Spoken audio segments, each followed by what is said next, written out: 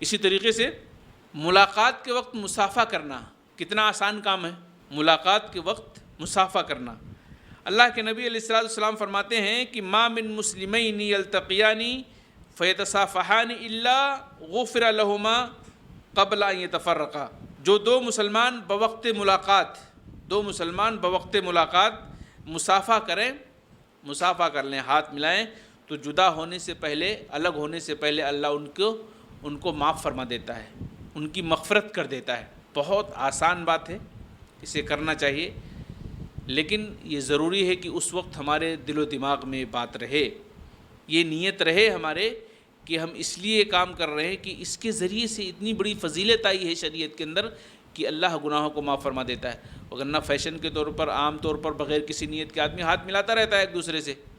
اس کے دل و دماغ میں کوئی بات نہیں ہوتی ہے، اس کی اہمیت کیا ہے کچھ بھی اس کے دل میں نہیں ہوتی ہے۔ تو اس کی اہمیت کو رکھتے ہوئے، اس کی فضیلت کو سامنے رکھتے ہوئے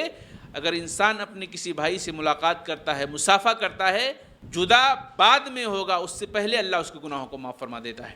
تو یہ بہت بڑی فضیلت کی بات ہے۔ اس میں خواتین بھی ہیں، اگر خواتین سے ملاقات کرتی ہیں، وہ بھی مصافحہ کرتی ہیں، تو اللہ ان کے ساتھ بھی یہی معاملہ کرنے والا ہے۔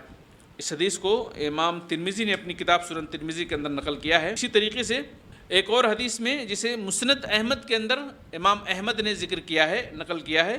وہ کہتے ہیں کہ اللہ کے نبی علیہ السلام نے فرمایا ہے کہ